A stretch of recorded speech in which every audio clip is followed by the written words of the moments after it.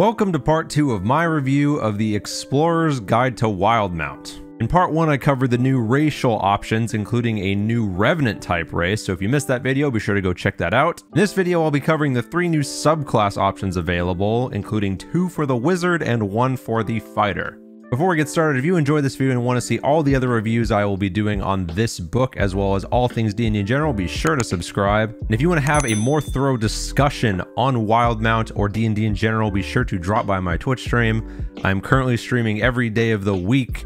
However, I normally stream Monday, Wednesday, Saturday. Link to that in the description below. So let's jump right in.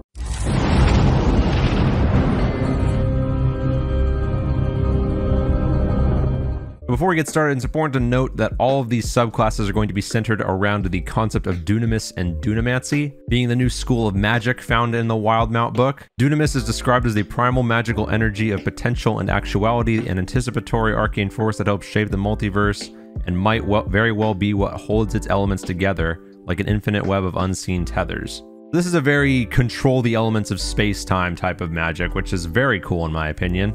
And with that, let's move on to the first new subclass of this book, the Echo Knight. The Echo Knight is described as a mysterious and feared frontline warrior of the Kryn dynasty. The Echo Knight has mastered the art of using Dunamis to summon the fading shades of unrealized timelines to aid them in battle. So to begin with the first ability, at 3rd level you get the Manifest Echo feature. You can use a bonus action to magically manifest an echo of yourself in an unoccupied space you can see within 15 feet of you.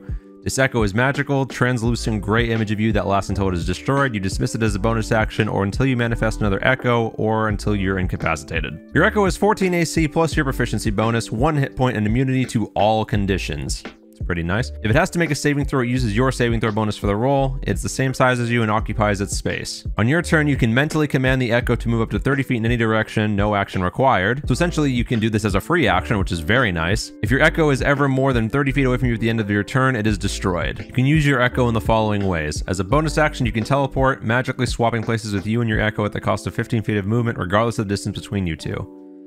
When you take the attack action on your turn, any attack you make with that action can originate from your space or the echo's space. You make this choice for each attack. When a creature you can see within 5 feet of your echo moves at least 5 feet away, you can use your reaction to make an opportunity attack against that creature as if you were in the echo's space.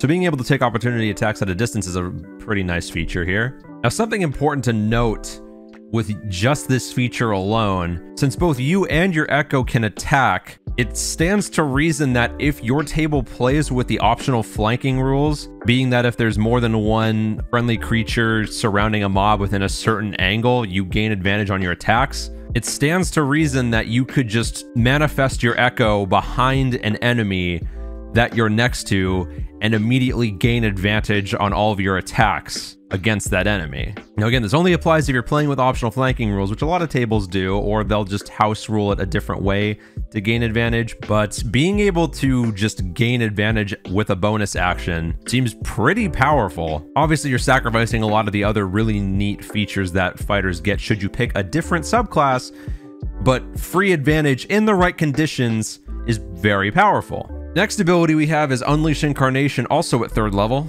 You can heighten your Echo's Fury. Whenever you take the attack action, you can make 1 additional melee attack from the Echo's position. You can use this feature a number of times equal to your con modifier, minimum of once. You regain all your expended uses when you finish a long rest. Now, fighters already get an insane amount of attacks. They get actually the most attacks of any of the classes in 5e. So just giving them another attack as a part of their attack action, granted, it has a limited number of uses, but still, the burst damage potential, coupled with the fact that, again, if you're playing with optional flanking, you can just give yourself advantage on all of these attacks. This is an extremely powerful single target burst damage subclass. The potential of this subclass is insane. That right away is 6 attacks at level 5 if you take this subclass and pop your action surge. This subclass already contends with Paladin and highest single target damage per turn, which is nuts. Moving on to the 7th level feature, Echo Avatar. You can temporarily transfer your conscious to your Echo. As an action, you can see through your Echo's eyes and hear through its ears. During this time, you are deafened and blind and can sustain this effect for up to 10 minutes. And you can end it at any time as a free action. While your echo is being used in this way, it can be up to 1,000 feet away from you without being destroyed. Now, it sounds like because you do this as an action, and you can teleport to it as a bonus action, you could essentially give yourself a very rudimentary version of Dimension Door for free with double the range. It does, of course, include some limitations, being that you'd have to be able to already walk to the location you want to teleport to, and it would take a while for your echo to get there, but it still seems like it could work that way. Just an immediate thought that came to my head. I don't know, there's probably some really powerful potential with this ability. If you guys have any ideas on how to use this in a clever manner, please leave it in the comments. At level 10, you gain the Shadow Martyr feature. You can make your echo throw itself in front of an attack directed at another creature you can see. Before the attack roll is made, you can use your reaction to teleport the echo to an unoccupied space within 5 feet of the target. Before the attack roll is made, you can use your reaction to teleport the echo to an unoccupied space within 5 feet of the targeted creature.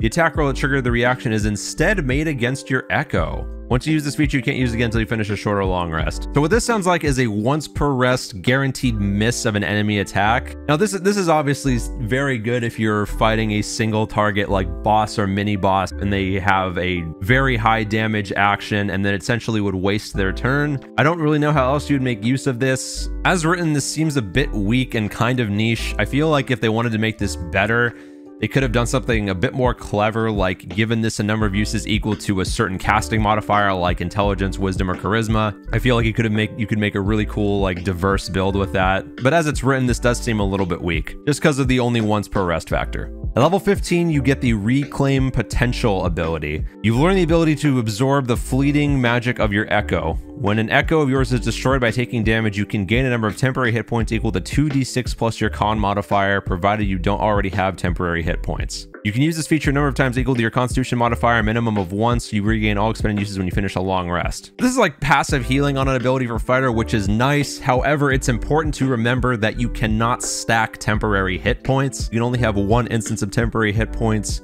So if you already have temporary hit points and you somehow regain a higher number of temporary hit points, it just deletes those previous temporary hit points and just replaces it with whatever the higher number is. And 2d6 is a very high variance.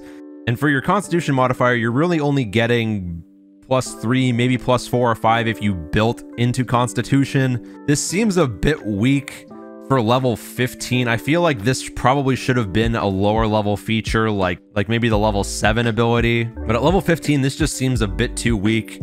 I think maybe they should have increased the amount to 3d6 or 4d6. Because level 15 is when subclasses really should start coming online. And this just seems a bit weak in that sense. Level 18, you get the Legion of One feature. You can use a bonus action to create 2 echoes with your Manifest Echo feature, and these echoes can coexist. If you try to create a third echo, the previous 2 are destroyed. Anything you do from one echo's position can be done with the others instead. In addition, when you roll initiative and have no uses of Unleash Incarnation, which is your 3rd level ability, you regain 1 use of that feature. Now, what this ability sounds like you can do is that you could use your Unleash Incarnation feature from both of your echoes in the same turn. That's what it sounds like they're trying to do with this. So essentially at level 18, you could gain 3 attacks from a single attack. That's what it sounds like they're allowing you to do with this. I'm not sure if you're allowed to do that, but until we get some official response from Matt Mercer or Jeremy Crawford, I'm going to just assume that you can take 3 attacks when you make the attack action. Again, you're already at level 18. Now, theoretically, what it sounds like you can do with this ability at level 20 is you could make your attack, then make your 2 extra attacks, again, if you're allowed to do that, with the Unleash Incarnation feature for 3 attacks. You would then use your 2 extra attacks that you get normally with your fighter for 5 attacks. You could then action surge to do that again, use up the rest of your Unleash Incarnation feature if you have a +4 to con and you haven't used any of these Incarnation attacks yet, and then take your extra 2 attacks that you would get for a total of 10 attacks in 1 turn. Now that sounds insane, but then you remember you're level 20 at this point, which you're probably not gonna hit level 20 because no one ever gets to level 20 in a D&D game, or almost nobody. So again, this is really nice for super high single target damage per turn, but it's very niche and you'd have to get really far into the game to even get these features online. Overall, this just seems a little bit weaker compared to something like Champion or Battle Master, where the abilities are a lot more useful. I don't know, perhaps there's something I'm not seeing. If you guys have any ideas on how to make this build work in a more wide range of scenarios, please let me know in the comments.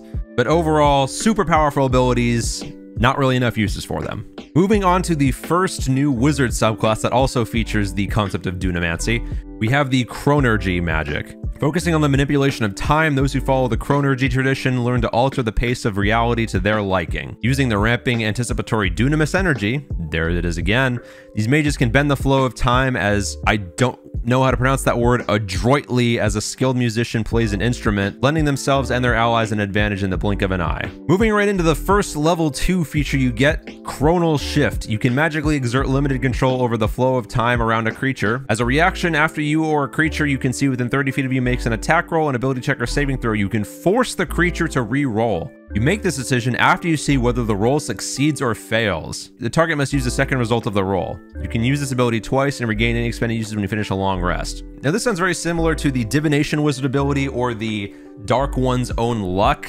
Warlock specific ability for the Fiend Pact.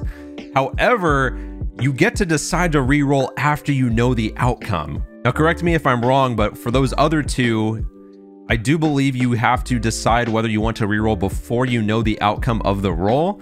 So this is a really powerful ability that you get at level 2. Now you can use this ability to help your allies with any sort of saving throw or ability check, or you can hurt enemies who happen to be making a saving throw against one of your or your allies' abilities. This ability is insane for getting at level 2. I'm a really big fan of this one. For the next one, we have Temporal Awareness. Another second level Kronor G magic feature. You can add your intelligence modifier to your initiative rolls. Now, it doesn't say you replace it with your dex, just that you add your intelligence modifier. So if you put any points into dex and then your main spellcasting ability trait being intelligence, you're already getting a major bonus to your initiative rolls. And again, getting this at level 2 is nuts. Moving on to the level 6 ability, we have Momentary Stasis. As an action, you can magically force a large or smaller creature you can see within 60 feet of you to make a Constitution saving throw against your DC. Unless the saving throw is a success, the creature is encased in a field of magical energy until the end of your next turn or until the creature takes any damage. While encased in this way, the creature is incapacitated and has a speed of 0.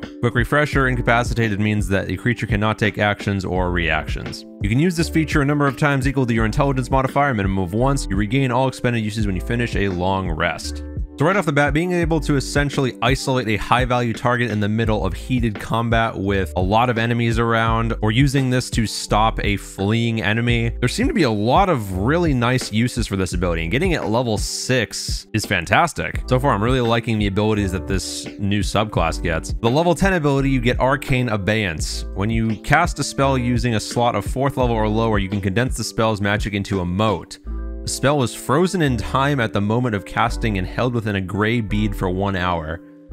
This bead is a tiny object with AC 15 and 1 hit point. It is immune to poison and psychic damage. When the duration ends or the bead is destroyed, it vanishes in a flash of light and the spell is lost. Creature holding the bead can use its action to release the spell within, whereupon the bead disappears. The spell uses your spell attack bonus and save DC, and the spell treats the creature who released it as the caster for all other purposes. Once you use the bead with this feature, you can't do so again until you finish a short or long rest. Now, some of you might already be familiar with the magic item, the Ring of Spell Storing, which essentially does the exact same thing as this ability, except you can do it up to a 5th level. So other than the spell level allowed to be cast, there is virtually no difference between the Ring of Spell Storing and the Arcane Abeyance feature. Printing a pretty good rare magic item into a class ability is pretty nice. There are a lot of uses you can get out of this. The only thing is that the spell treating the creature who released it as a caster really only makes sense in terms of if the spell is concentration. You would have to use the creature who casts it con modifier to maintain concentration. But other than that, this is pretty nice. I'd love to hear your guys' creative ideas on how to use this feature to like give other classes spells. So if you guys have any cool ideas, leave them in the comments. Moving on to the level 14 feature, Convergent Future. You can peer through possible futures and magically pull one of them into events around you, ensuring a particular outcome. When you or a creature you can see within 60 feet of you makes an attack roll, an ability check, or saving throw, you can use your reaction to ignore the die roll and decide whether the number rolled is the minimum needed to succeed or one less than that number, your choice. Once you use this feature, you gain 1 level of exhaustion, and you can recover that level of exhaustion by completing a long rest. Now, I really like this ability because at 14th level, this is going to be when you start fighting some seriously powerful legendary creatures with lots of resistances. And essentially being able to guarantee that a creature will have to burn its legendary resistance at the cost of a point of exhaustion is a very high risk, high reward trade-off, and I am a big fan of that type of play. So overall, I think that the Kronor G Wizard is a really powerful subclass option, and I'm excited to see what people come up with some of these really wide-ranging abilities. Moving on to the other option for Wizard, we have the Graviturgy Wizard. Understanding and mastering the forces that draw bodies of matter together or drive them apart, the students of Graviturgy Arcane Tradition learn to further bend and manipulate the violent energy of gravity to their benefit and the terrible detriment of their enemies. Starting with the first level 2 ability, we have Adjust Density. As an action, you can magically alter the weight of one object or creature you can see within 30 feet of you. The object or creature must be large or smaller. The target's weight is halved or doubled for up to 1 minute or until your concentration ends. While the weight of the creature is halved by this effect, the creature's speed increases by 10 feet. It can jump twice as far as normal and has disadvantage on strength checks and strength saving throws. While the weight of the creature is doubled by this effect, the creature's speed is reduced by 10 feet and it has advantage on strength checks and strength saving throws. On reaching level 10, you can target an object or creature that is huge or smaller. Now this ability seems really niche. I don't really know what you would need this for at level 2. Imagining you already have a balanced party that already includes a strength-based character, I don't really see what you could use this for. There might be some really flavorful or niche scenarios that could really utilize this ability well, but I just can't think of them right now. Overall, it seems very flavorful in nature, and if that's what you're looking for, then sure. Moving on to the level 6th ability, we have Gravity Well. You've learned how to manipulate gravity around a living being. Whenever you cast a spell on a creature, you can move the target 5 feet to an unoccupied space of your choice. If the target is willing to move, the spell hits it with an attack, or it fails a saving throw against the spell. Now, 5 feet is a very small distance to move for an ability like this. The only use I could really see this getting out of is if you're trying to help an ally who's currently being harried by a bunch of enemies and doesn't want to take a lot of opportunity attacks. You might just hit them with a spell and cause them to move out of range so your ally can get out. You can use this an unlimited number of times, which is nice. I really can't say how powerful this ability is until I make a character and use this ability a lot, but we'll just have to see. Moving on to the level 10 ability, we have Violent Attraction. Whenever another creature that you can see within 60 feet of you hits with a weapon attack, you can use your reaction to increase the attack's velocity, causing the attack's target to take an extra 1d10 damage of the weapon's type. Alternatively, if a creature within 60 feet of you takes damage from a fall, you can increase that fall's damage by 2d10 with your reaction. You can use this feature a number of times equal to your intelligence modifier and regain them all when you finish a long rest. I find this spell kind of funny, as if you just watch a creature jump like 10 feet, it normally would only take 1d6, but you can cause them to take 1d6 and 2d10. That's just a funny use I can think of off the top of my head. Being able to just amplify your damage with an ability like this is really nice. However, getting it at level 10 is a little bit late. I feel like I would have liked to have seen this earlier, like the level 6 trait, but overall, just a flat damage boost ability. It's very nice. Moving on to the final ability of these new classes, we have Event Horizon. At level 14, as an action, you can magically emit a powerful field of gravitational energy that tugs at other creatures for up to 1 minute or until your concentration ends, as if you were concentrating on a spell. For the duration, whenever a creature hostile to you starts within 30 feet of you, it must make a strength saving throw against your spell save DC. On a failed save, it takes 2d10 force damage and its speed is reduced to 0 until the start of your next turn. On a successful save, it takes half damage, and every foot it moves this turn costs 2 extra feet of movement. Once you use this feature, you can't do so until you finish a long rest or you expend a spell slot of 3rd level or higher. Now, a 30-foot radius around you is a huge distance. And if you're using this in combat with a horde of smaller enemies, this essentially dooms all of them, as strength saving throws aren't typically seen in a lot of horde-type enemies. So being able to essentially stop all enemies in their tracks and take constant 2d10 force damage should they not make a save or not have any ranged attacks to attack you with, I think this ability is really powerful, but again, you get it a little bit too late at level 14.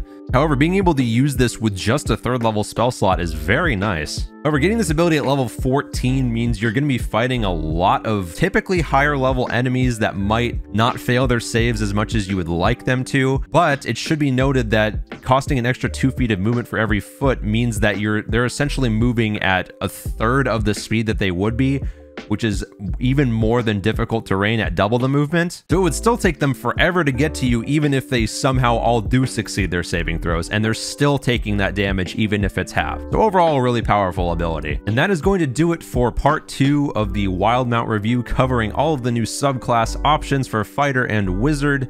In the next video, we're going to be talking about what is listed right here, all of the new Dunamancy spells. If you want to see that review, be sure to subscribe, and until next time, guys, happy gaming.